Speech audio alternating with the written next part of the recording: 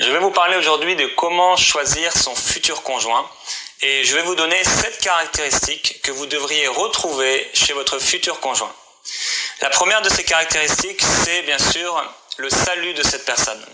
La Bible dit dans 1 Corinthiens au chapitre 7 et au verset 39, « Une femme est liée aussi longtemps que son mari est vivant, mais si le mari meurt, elle est libre de se marier à qui elle veut, mais seulement que ce soit dans le Seigneur. » Et la première caractéristique, bien sûr, à trouver chez notre futur conjoint, c'est son salut. Quelqu'un a dit « Je ne voudrais pas avoir comme beau-père le diable ». Et bien entendu, si nous marchons et si nous vivons avec quelqu'un qui n'est pas sauvé, alors nous allons avoir, il y a des droits, il y a des privilèges, il y a toutes sortes de choses, de bénédictions à côté desquelles nous allons passer. Nous allons avoir des pressions inutiles, le samedi soir par exemple, avant d'aller à l'église le dimanche, et des pressions comme ça régulières dans notre vie. Non seulement ça, mais nos enfants que nous aimons, que nous allons chérir, que nous allons aimer, ces enfants auront une éducation qui sera à la fois divine, mais qui sera à la fois vraiment mauvaise, démoniaque, charnelle. Alors, bien sûr, nous devons trouver une personne qui est sauvée. Deuxième caractéristique, c'est une personne qui est propre. Propre d'abord physiquement. La Bible dit dans 1 Corinthiens 6 au verset 16 et au verset 18, « Ne savez-vous pas que celui qui s'attache à la prostituée est un seul corps avec elle ? Car, est-il dit, les deux deviendront une seule chair. Plus loin, fuyez l'impudicité. Quelque autre péché qu'un homme commette, ce péché est hors du corps, mais celui qui se livre à l'impudicité pêche contre son propre corps. » Donc, il nous faut fuir une personne qui est impudique. Et si votre futur conjoint est une personne qui a vraiment des aspects d'impudicité, des choses qui sont sales au niveau physique, dans la façon de vivre, il faut vous en éloigner. Une personne qui est propre aussi moralement. La Bible dit que ni les voleurs, ni les hommes toujours de désirer plus, de posséder plus, ni les ivrognes, ni les calomniateurs, ni les exploiteurs n'hériteront du royaume de Dieu. Donc si votre futur conjoint est quelqu'un qui est manipulateur au niveau, il trompe, c'est quelqu'un qui vole, qui fraude, alors demain il pourra frauder et voler la femme de quelqu'un d'autre. Si c'est quelqu'un qui désire toujours posséder plus, alors s'il désire plus, il ne sera jamais satisfait de vous.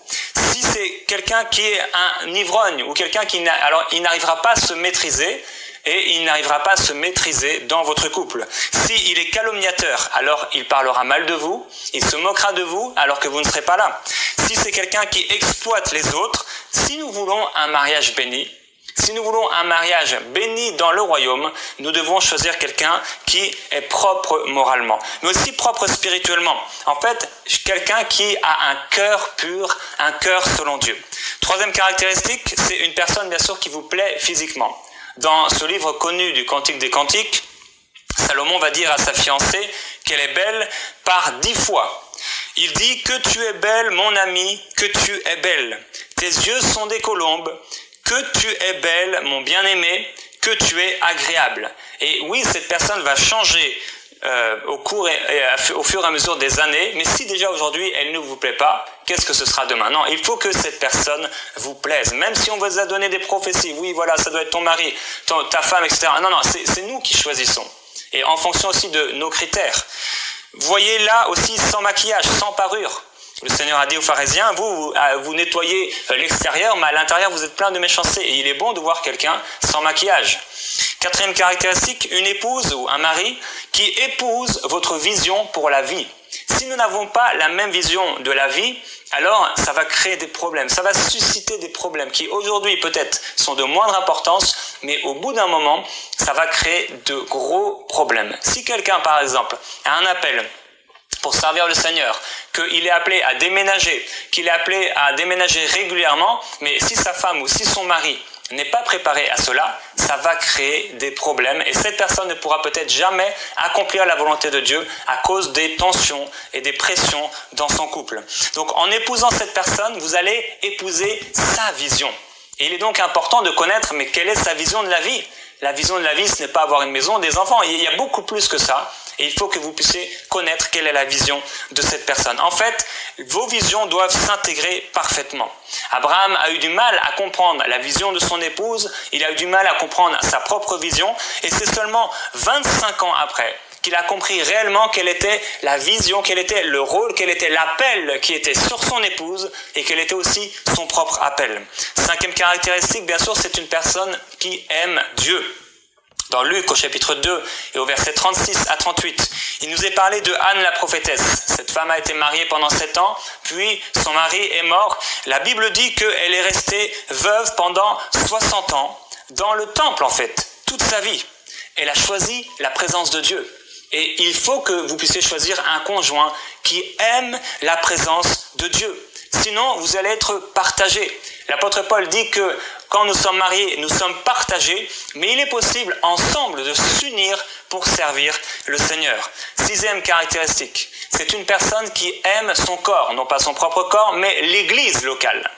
La Bible dira « Éternel, j'aime le séjour de ta maison, le lieu où ta gloire habite ».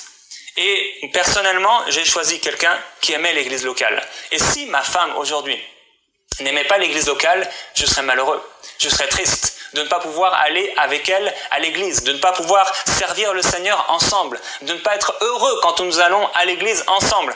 J'ai choisi une personne qui aime le Seigneur, qui aime l'église locale. La Sulamite, dans le Cantique des Cantiques, a dit « Avez-vous vu celui que mon cœur aime ?» Elle l'a cherché dans la ville, oui, mais après l'avoir trouvé, elle l'a amené dans la chambre de sa mère, pas dans un hôtel étranger. Elle l'a amené dans l'église locale. Septième caractéristique, c'est une personne qui épouse votre vision de la vie. Amos 3.3 dit « Deux hommes marchent-ils ensemble sans s'être mis d'accord ? Allez-vous vivre pour le manger et le boire ? Allez-vous vivre pour se divertir, pour vous divertir ? Votre mari sera-t-il un passionné de voiture ? Il passera tous ses week-ends dans des loisirs, dans des choses à l'extérieur, dans des activités, dans des loisirs. Est-ce que votre femme passera son temps au téléphone avec sa maman ou alors dans les magasins à dépenser tout l'argent, à vous laisser vous occuper des enfants ?